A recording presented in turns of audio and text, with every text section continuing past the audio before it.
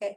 This phase of Israel's genocide in Gaza, Lebanon, and the West Bank led me to set the discussion more so in the context of Palestine.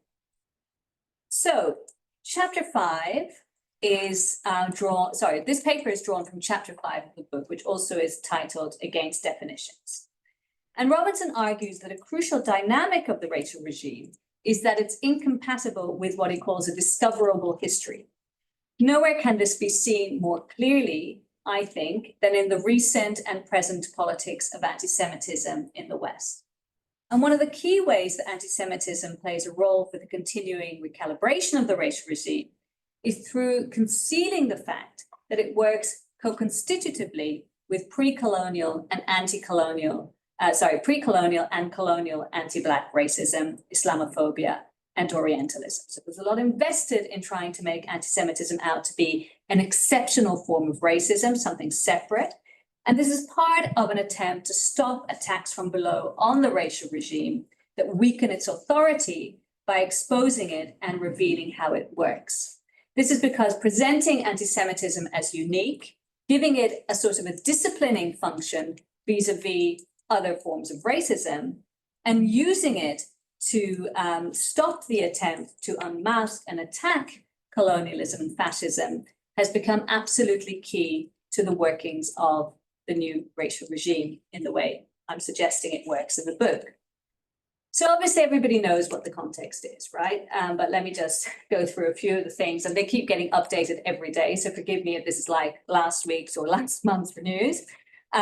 But this is how we should understand the counterinsurgent attacks that we are all currently witnessing on all action in support of Palestine and against Zionism, that the Palestinian scholar Anna Yunus has called the war on anti-Semitism, which I deal with in the 3rd chapter, and I'm not going to go into in too much detail today.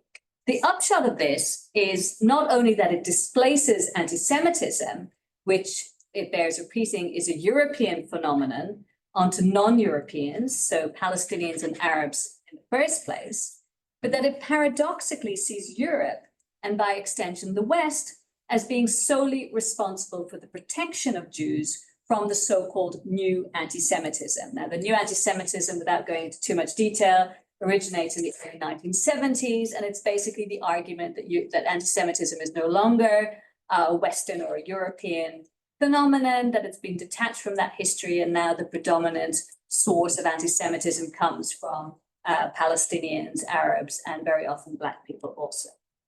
But this protection of Jewish safety, a euphemism, I think, for protecting Israel from all sanction or even criticism, is actually a means for European or Western civilization to fight for its own survival in the face of collapse. Israel's genocide of the Palestinians is the vanguard of that fight, as expressed here by the Israeli President Isaac Herzog. So it's in this context that we should understand the institutional demand for definitions of anti-Semitism, such as the IHRA definition, that we are familiar with, which have a disciplinary function and not a clarifying one. So they don't really help to explain the history and current shape of anti-Semitism. And so in what follows, I expand on the main arguments that I make in the chapter, which set the scene for my argument against definitions. All right. So firstly, I'm going to suggest that we need to place the history of anti-Semitism within the history of European racial capitalism in order to better understand the role that the cipher of Jewish safety plays for fascism and the far right today. I'm then going to expand on a brilliant paper some of you may have read by Siddhant Issar, Rachel Brown, and John McMahon on the primitive accumulation of whiteness, which centers around the figure of Homo Europaeus, or European man, for whose benefit racial capitalism expands around the globe. Today, I argue that Jews themselves have become a proxy for Homo Europaeus, who is construed as in need of saving from the marauding other. You can think here of such theories like the Great Replacement theory and these attacks on immigration and multiculturalism. And I think it's in this context that we need to understand the demand for institutional or for institutionalizing Jewish safety. In the third section, I want to focus on something that's quite foundational in the chapter, which is Cedric Robinson's discussion in a completely separate essay of Marx's foundational essay on the Jewish question. And Robinson discusses it in a article or a chapter that he wrote called "The First Attack is an Attack on Culture."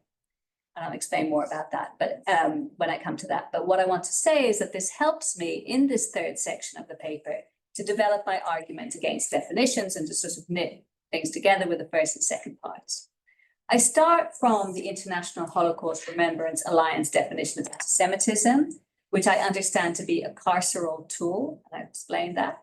But I continue to argue that due to the role played by disciplining institutions, persistence of Western dominance, we should heed Robinson's warning and take an abolitionist approach to any and all institutionally sanctioned definitions of racism, including those that may be being called for by more progressive voices. These should be understood, I think, as reformist measures, which, following the imprisoned intellectual George Jackson, who was assassinated by the US state in 1971, is the necessary corollary of fascism. All right. Going on. Some of my favorite characters. All right. The recent conference on anti-Semitism organized by the Israeli government last month was lambasted for inviting several figures of the international far right, as I'm sure you saw, including the leader of the Rassemblement National, Jordan Bardella, who is pictured here next to the recently disgraced, very satisfyingly, Marine Le Pen. And this picture was actually taken at the March Against Anti-Semitism that was held in Paris in November 2023. So a lot of people pointed out that it's rather incongruous seeing a march against anti-Semitism fronted by far-right figures. This conference was actually too much even for the Anti-Defamation League director, Jonathan Greenblatt, despite the Anti-Defamation League famously defending Elon Musk after he made an unequivocal Nazi salute only recently.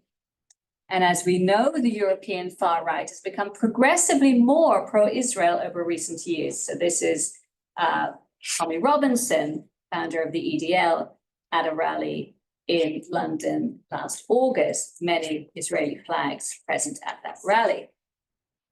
Another example, the far-right British journalist Douglas Murray sees Israel as an inspiration for a Europe in decline in the face of the so-called Great Replacement by immigrants, particularly Muslim people. And it's no matter that peddlers of this theory are often anti-Semites themselves, who see those who they call Jewish globalists, such as George Soros, as responsible for what Murray calls the war on the West, which is, of course, the title of his 2022 book. By the same token, Soros has been accused by supporters of Israel of financing pro-Palestine university encampments. As we know, Zionism, as Theodor Herzl himself infamously said, always requires anti-Semitism. He wrote that anti-Semites will become our most dependable friends. The anti-Semitic countries are allies.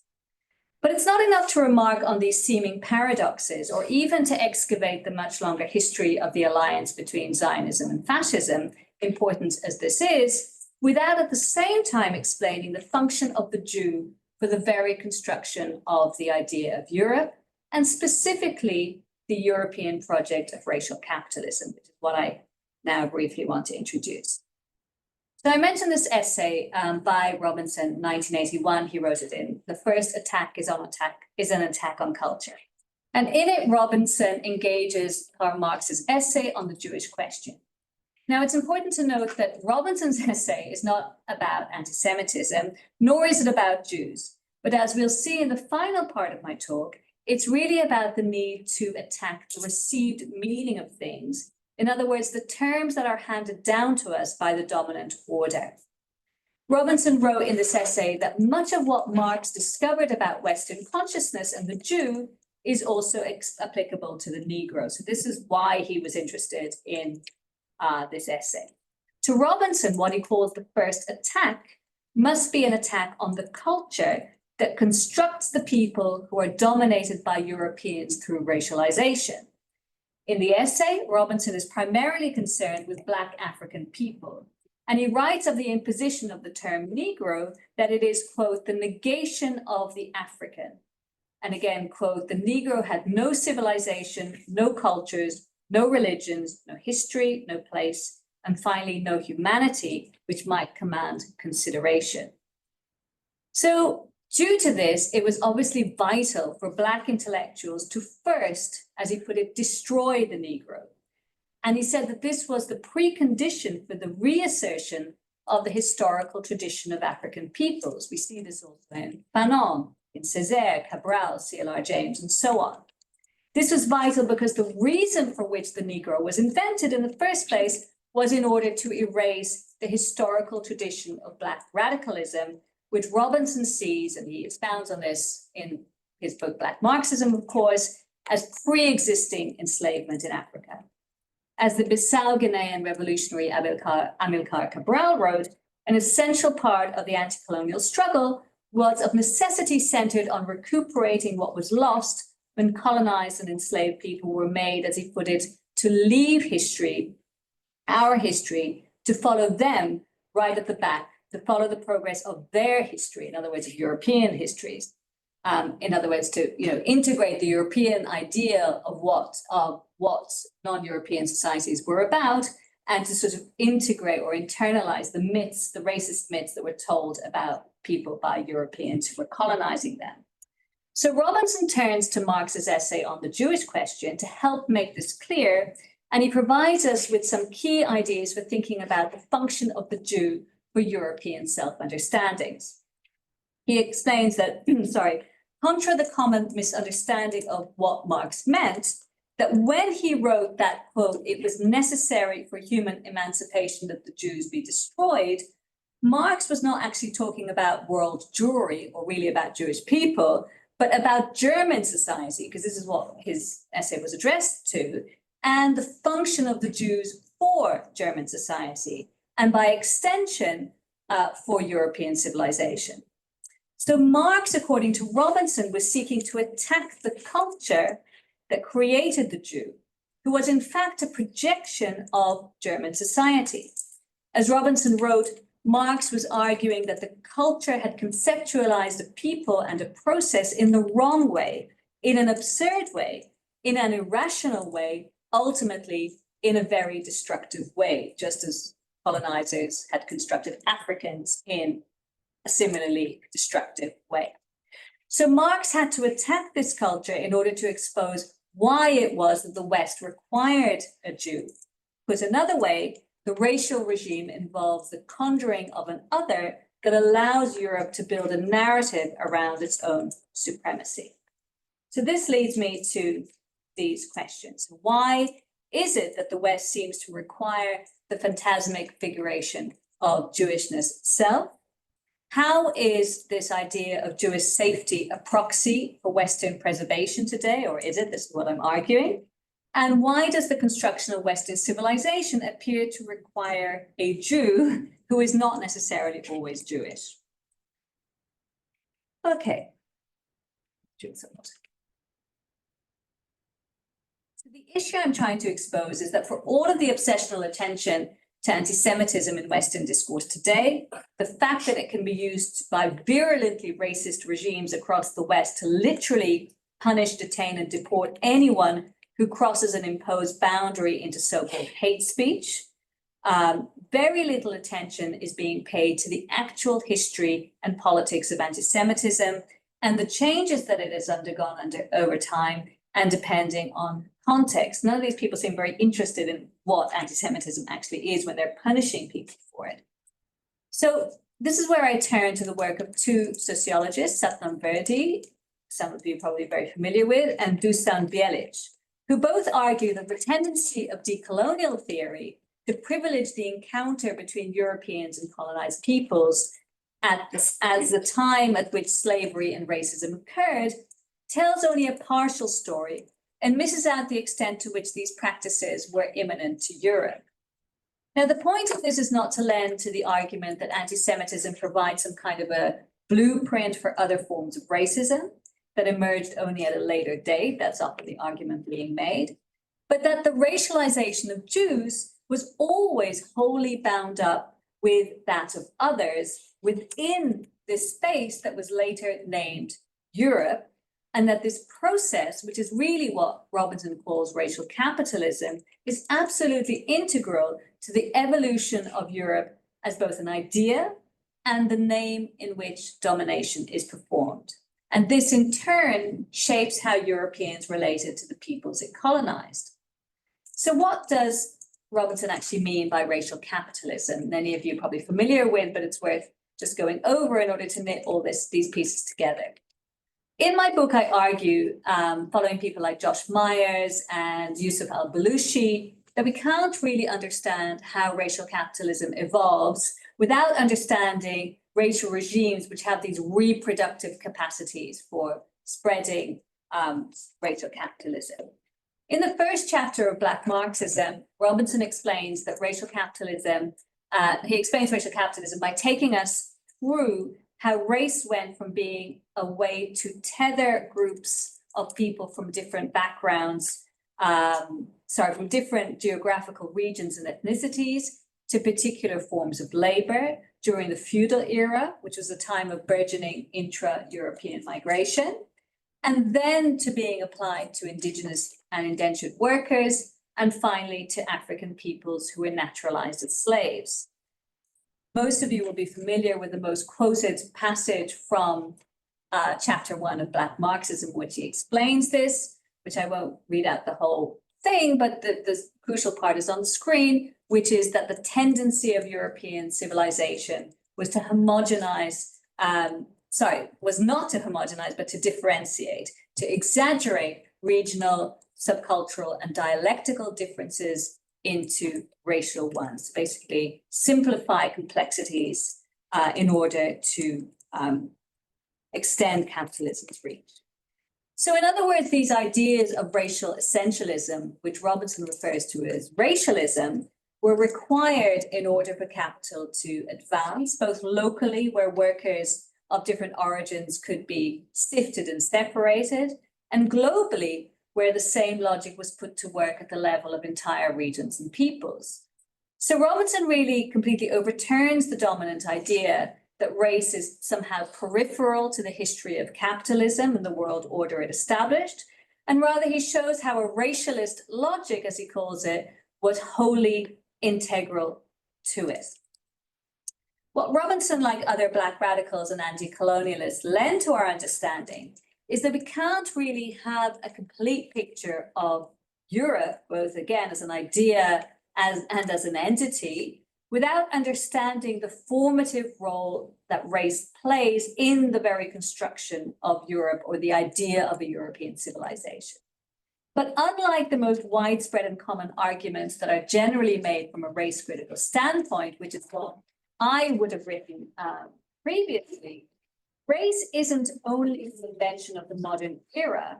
It didn't emerge purely as a function of the encounter between European and non-European peoples, or the peoples colonized by Europe.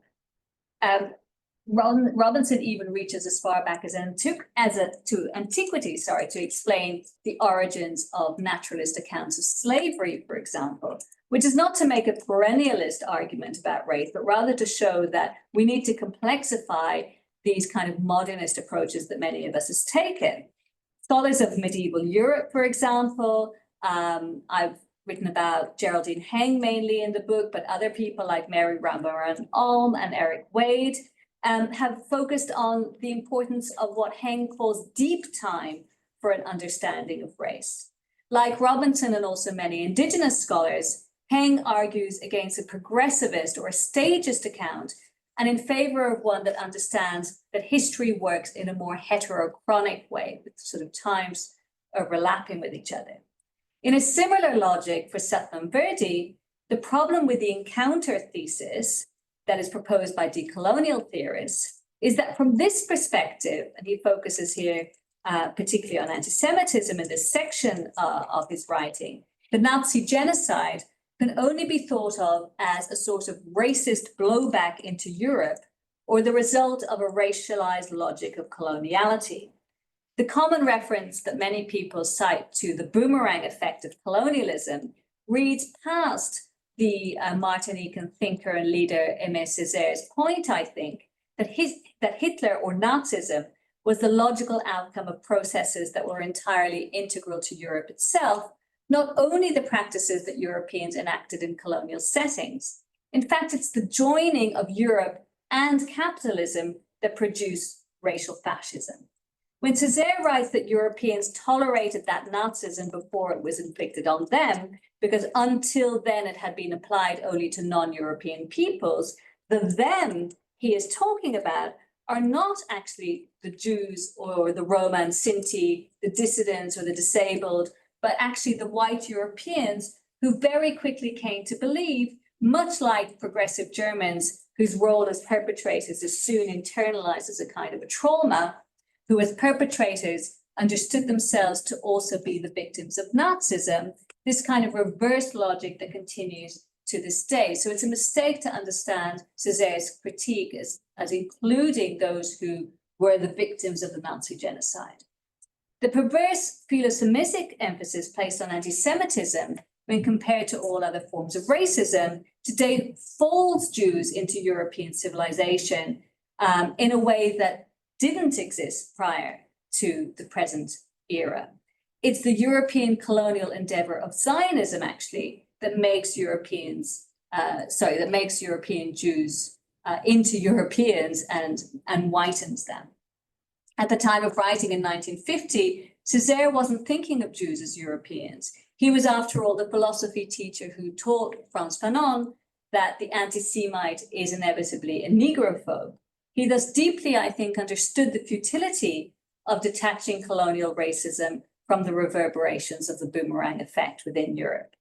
So this emphasis that Robinson, Heng, Verdi, and Bielich place on the origins of race in deep time, troubling both the decolonial stress placed on the encounter, but also the Marxist notion of race as purely functional and necessary for creating the conditions of exploitation, helps see anti-Semitism as best historicized, as always conjoined with other forms of racism, with Islamophobia, with anti-Blackness, and with colonial racism, and grounded in racial capitalism.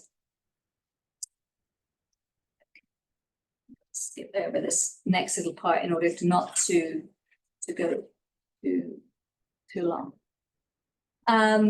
This part of the discussion looks at some examples from Geraldine Heng's work from her book, The Invention of Race in the European Middle Ages, which I strongly recommend, but I may not dwell on it here. Maybe we can come back to it in questions just for want of time.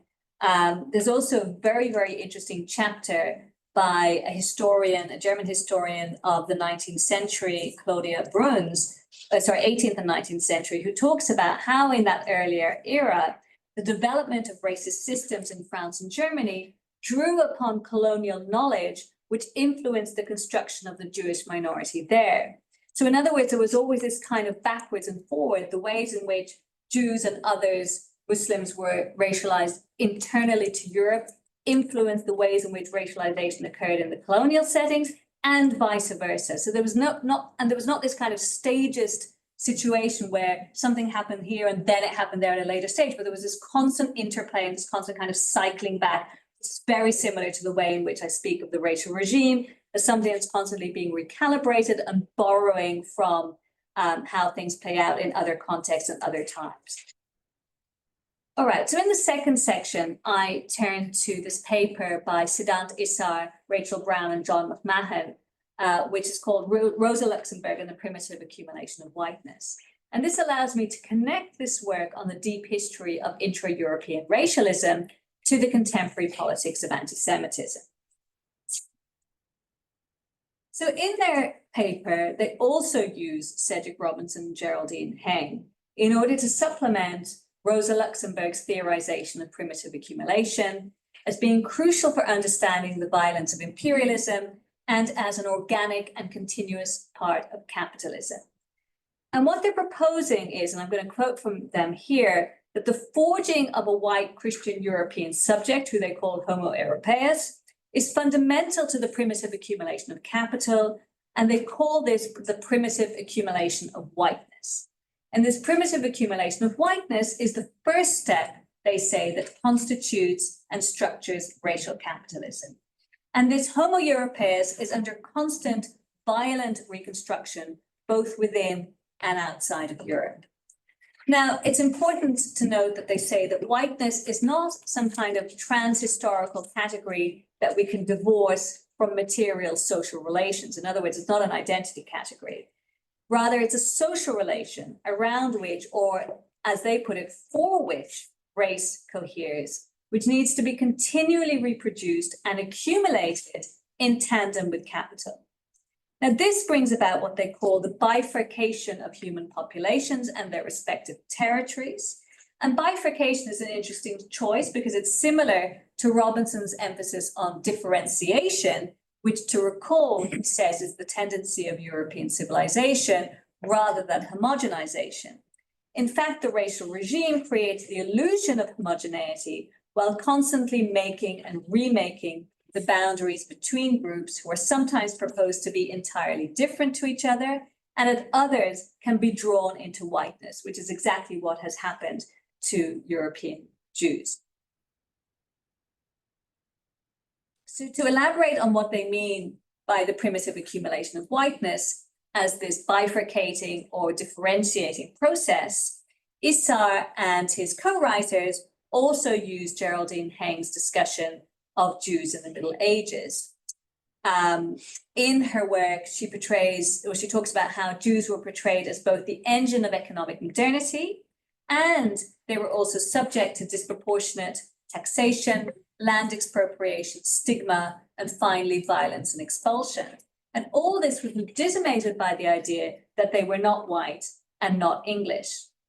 The fact that these two racializing practices towards the same population coexisted, on the one hand, portraying Jews as responsible for economic modernity, and on the other hand, punishing them for this, connects, they say, race and proto-capitalism, or it's one example of how we can connect race and proto-capitalism. And this example of early racialization, I think, demonstrates Stuart Hall's much later idea when he said that race is the modality in which classes lived, yeah?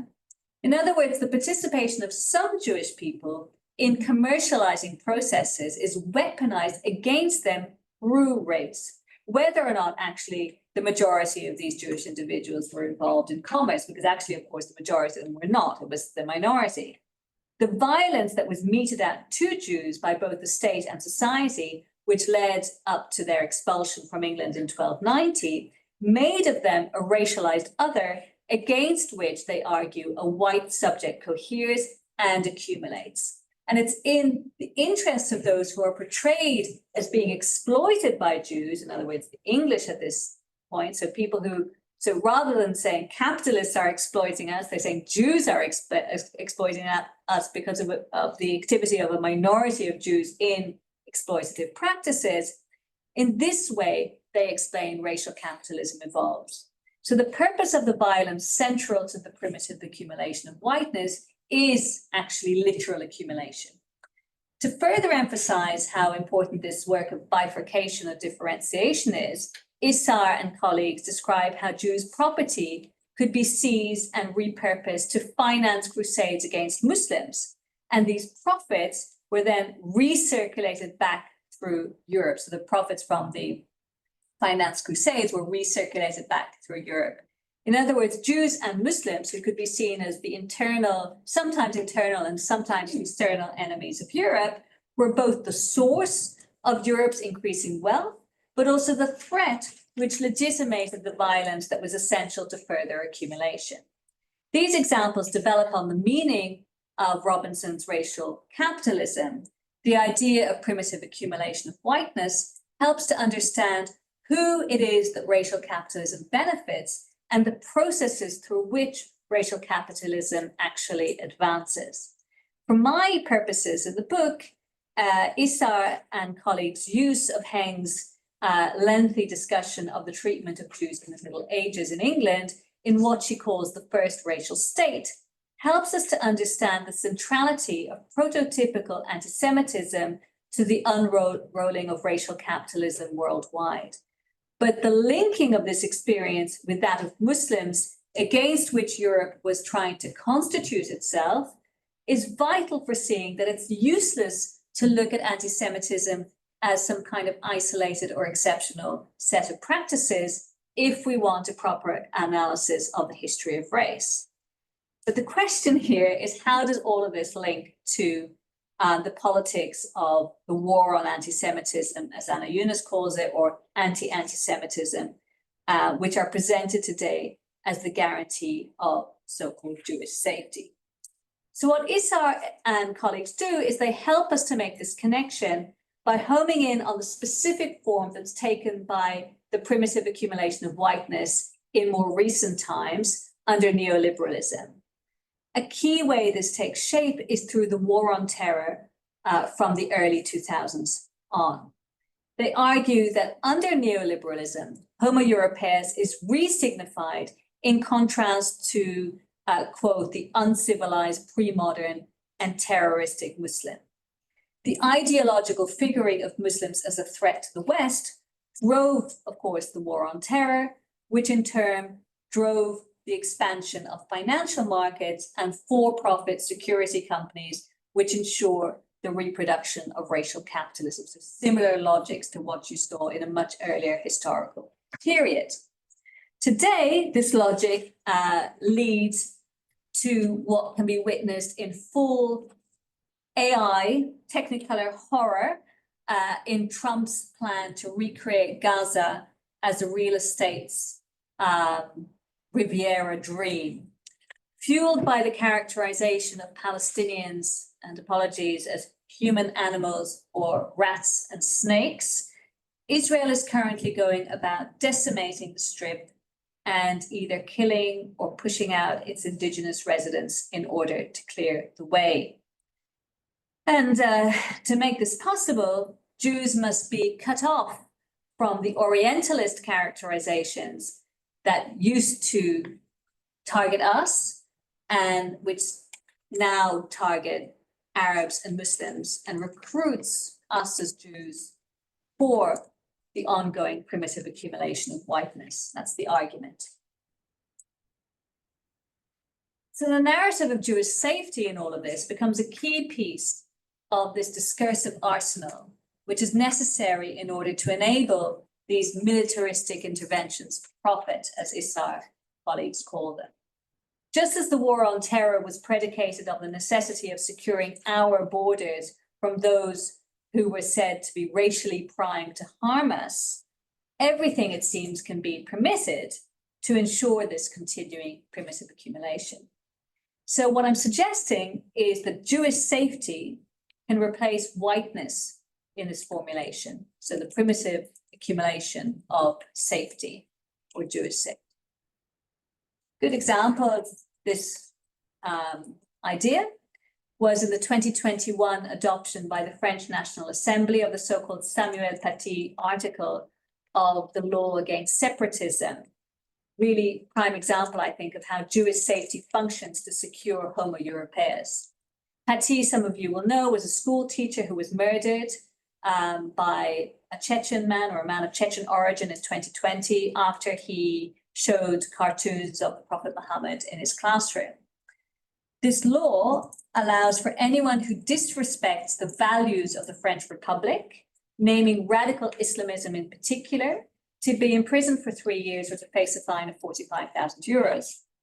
For the French president, Macron, and his supporters, this law is necessary due to what he sees as the insufficiency of integration and, as he put it, our fight against discrimination and racism, such as anti-Semitism, which have bred what he calls our enemy. So here it's interesting, right? Because Macron is singling out anti-Semitism among racisms, and he claims that it was the failure of the French state to act against them which led to the murder of Samuel Paty, who, it is important to note, was not himself Jewish. So it's obvious that the true purpose of this law is to discipline Muslim cultural difference, not, in fact, to deter the violence that led to Paty being murdered, as can be seen in the parallel long-standing disciplining and punishment of Muslim communities, and also the extension of that in similar ways to what we're seeing today with pro-Palestine activists, to all those who are demonized as being Islamo-leftists by the French state.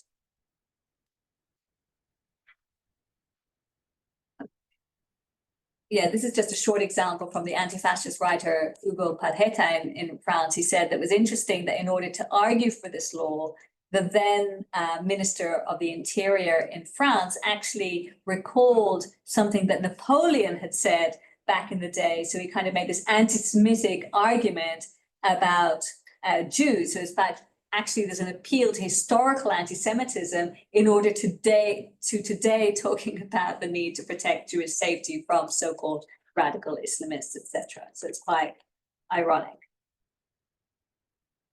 Okay, so let me get to my point about definitions. How am I bringing all of this together? Let's see if it works. All right, so this requirement of the trope of Jewish safety for the primitive accumulation of whiteness as fundamental to the continuing development of racial capitalism is, obviates the fact that this war on anti-Semitism really has nothing to do at all with ridding the world of anti-Semitism. If anything, we might argue that it's fueling it in very specific ways. As I've already noted, Zionism and its corollaries, so whiteness, racial capitalism, imperialism, and settler colonialism, actually require anti-Semitism in order to be able to persist, at least scursively, and to continue taking the power forms that they are taking. So let's bring it to the discussion of definitions. The chapter deals in much greater detail than I'm going to make you suffer through right now with this IHRA working definition of anti-Semitism.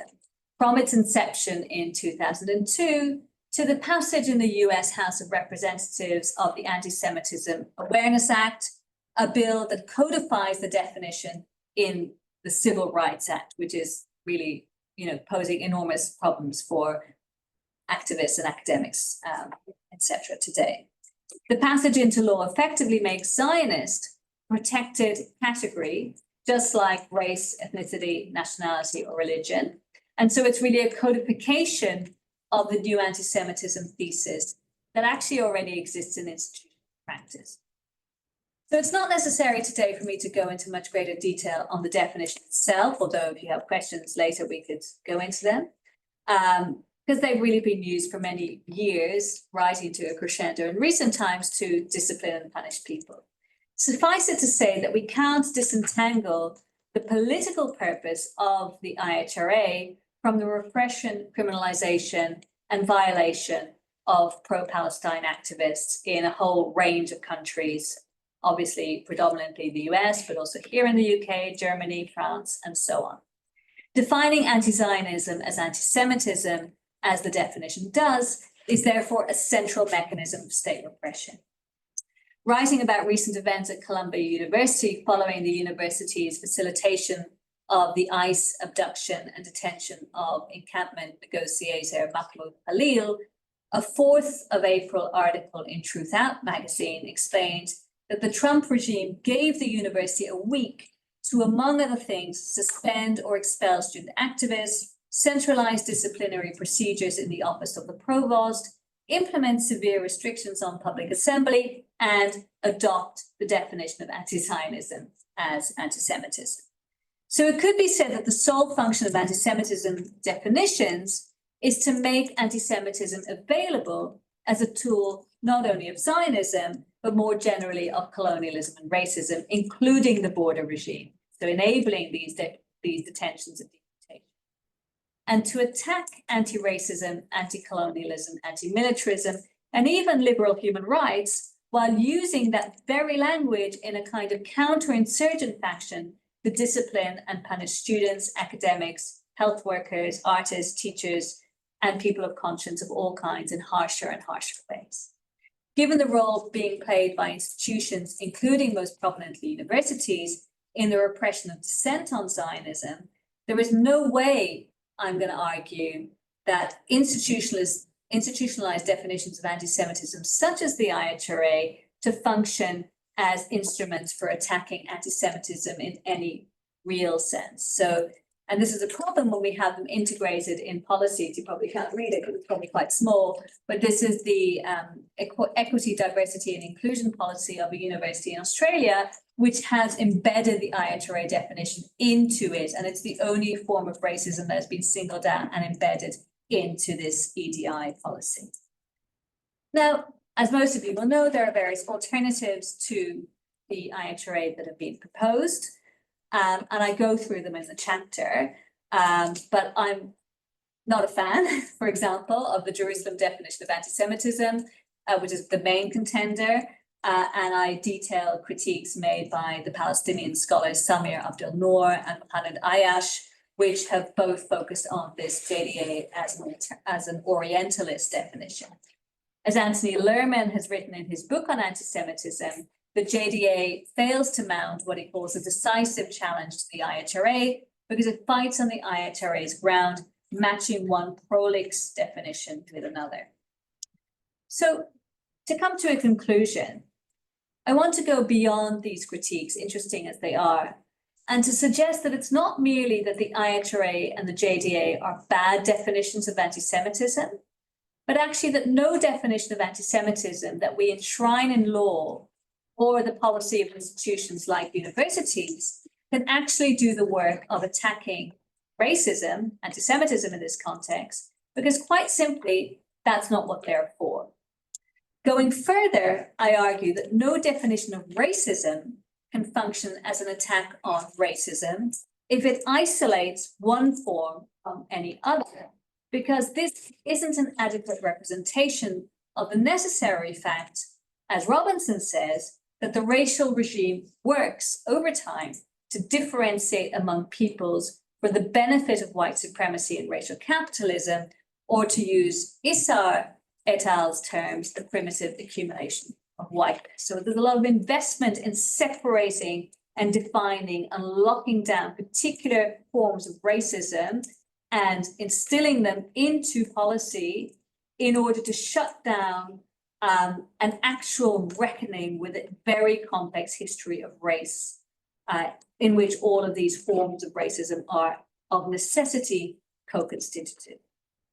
More than this, given the function of institutions in service of the racial state and of colonialism, in the current conjuncture, within what I am calling in the book the new racial regime, no institutional anti-racism instruments, not least definitions, which function in a carceral manner like the IHRA, can be measures of redress. In fact, I'd argue that they serve quite the contrary.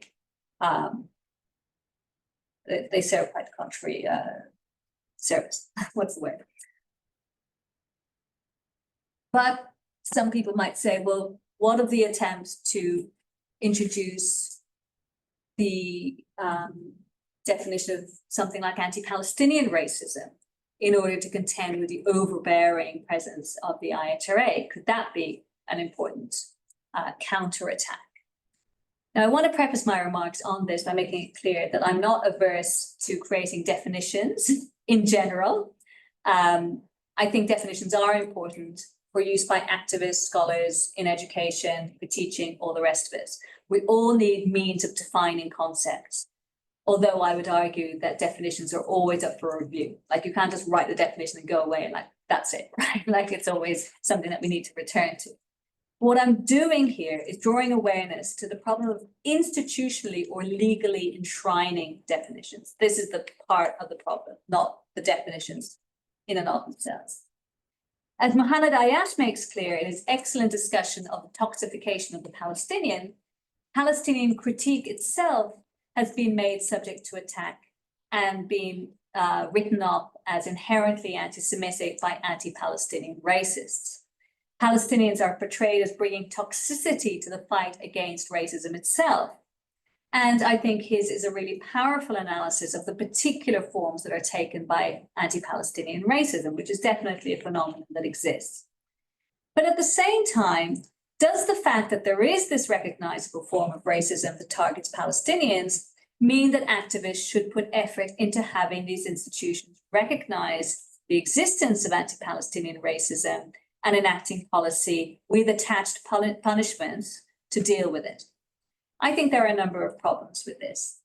First, as per my argument against the ability or the political expediency of individuating anti-Semitism from other racisms, some of the elements that are defined as being particularly specific to anti-Palestinian racism obviously also affect other groups. For example, Ayash writes that the Palestinian is constituted as the manifestation of an epistemology that is inherently bigoted and racist towards Jews. This is true. However, he himself goes on to write that Black scholars who are situated within Black studies, for example, are constantly attacked for an alleged anti-white racism. So it's obviously not entirely true that the specific denial of Palestinian racialization, the idea that only racism against Palestinians is not really racism, is unique to anti-Palestinian racism. In fact, the entire apparatus of the war on woke, so-called, or white grievance politics, is predicated on the denial of negatively racialized people's experiences of racism. This is core to the idea of all lives matter, yeah? So as I've been arguing throughout, the more we examine both history and the present, the more we witness the convergence of racializing practices, not so much their divergence. This was recognized by Edward Said, for example, who wrote that Jewish and Palestinian suffering exist and belong to the same history. And as per Ayash, anti-Palestinian racism exists within what he calls the larger structures of racism, Orientalism, and colonialism. So then we might ask, what sense would it be for institutions like universities, mired as they are in the mechanics of colonialism, imperialism, and militarism, to be the ones who recognize and regulate and punish specific forms of racism? So in conclusion, I'd be happy to hear, I turn to Craig Gilmore and Ruth Wilson Gilmore to argue that rather than demanding that institutions recognize these different forms of racism, we should take an abolitionist stance against definition. In their discussion of the approach of the US state to crime under neoliberalism, Gilmore and Gilmore argue that crime is portrayed as the problem for which prisons are the solution. To posit that crime is an out-of-control problem doesn't actually have to be coherent, or neither do you actually have to demonstrate this with facts.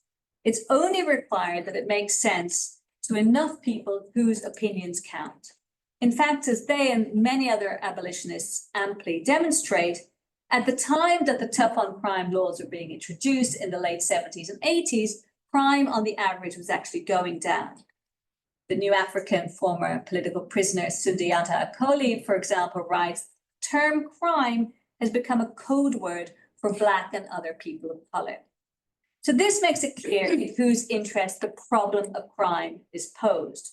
The explosion in prison building at the time of the massive state clampdown on Black radicalism in the US and elsewhere is no coincidence. And in fact, we could see that as being part of the primitive accumulation of whiteness.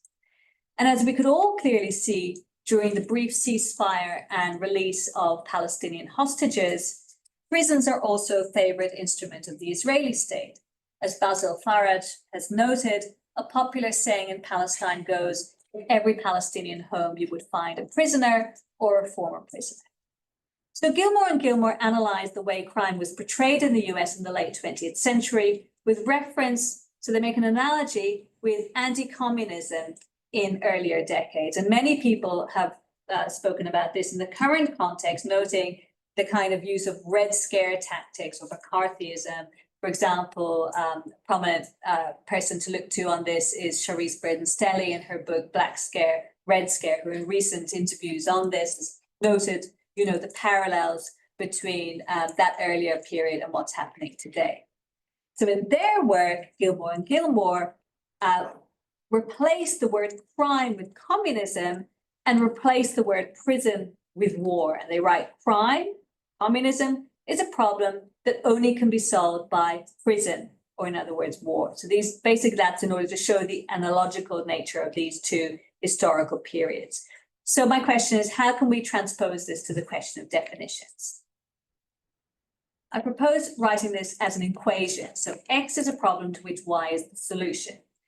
And if we take this, we could suggest that Palestine is a problem to which definitions are the solution. In other words, it's not about anti-Semitism. And we could replace this with Jews were the problem or question, to use Marx's idea, to which Zionism was the solution. So Zionism solves the problem of the Jews for Europe. Yeah. Zionism was the favorite solution for anti-Semitic imperialists and continues to be a condensation of Western colonial and imperial power. So the institutionalization of definitions of anti-Semitism by universities, governments, you name it, can be said to be a mechanism for managing a manufactured problem, like the problem of crime or communism, today the problem of Palestine. So let's bring this to a close by knitting it back together with Robinson. In his essay that I mentioned at the beginning, The First Attack is an Attack on Culture, it's not coincidental that Robinson chose to illustrate the problem of accepting dominant terms, which is what his essay is about. So remember, his essay is about why Black radicals had to attack the idea of the Negro, because that was a negation of the richness of African cultural life in all of its forms, right? So it's not coincidental that he uses Marx's On the Jewish Question in order to build this analogy in his essay. So Robinson wrote that the attack on culture assumed the form of an attack on conceptualizations, or an attack on ideas, or an attack on the meaning of things, right? This is what he means by the attack on culture. It's not culture specifically, it's the culture that created the idea of the Negro or the Jew, yeah? So Marx was drawing attention to the fact that the problem was not the Jews, but the society that required the Jew. Remember, in our current scenario, if the problem is Palestine and Zionism is the solution to Palestine, we cannot accept these terms because they've been handed to us by institutions in the shape of the very definitions that have been used and are being used to constrain and punish the fight against it. Instead, what I propose we must do is to shatter these definitions in the aim of defeating Zionism, which is in many ways the apex of colonialism, imperialism, and white supremacy, but also, and this is important, in the aim of defeating anti-Semitism, which cannot be adequately countered by accepting the terms that Zionism forces it into. We must rather do what Robinson suggests that Marx was doing. He said Marx refused to accept the terms, the language, the conceptualizations of the society, in other words, German society, which he was addressing. He could not accept them because he understood them to be distortions, because he understood them to be very pointed, very clearly related to distortions, to the oppression of a people. To oppress people, states and institutions require that their experience be distorted, that their history, their culture be distorted. The attack on culture then is an attack on the meaning of things. In Gilmore and Gilmore's terms, this itself is an abolitionist demand. It refuses the terms that prisons are necessary and commits not to reforming them, but to ending their use altogether. For Robinson, Marx is advocating to reverse these terms that have been imposed on us and to transform the culture which it is opposed to in order to emerge a very different culture than the one that existed before. And this, of course, is the challenge that we are all faced with today. Thank you.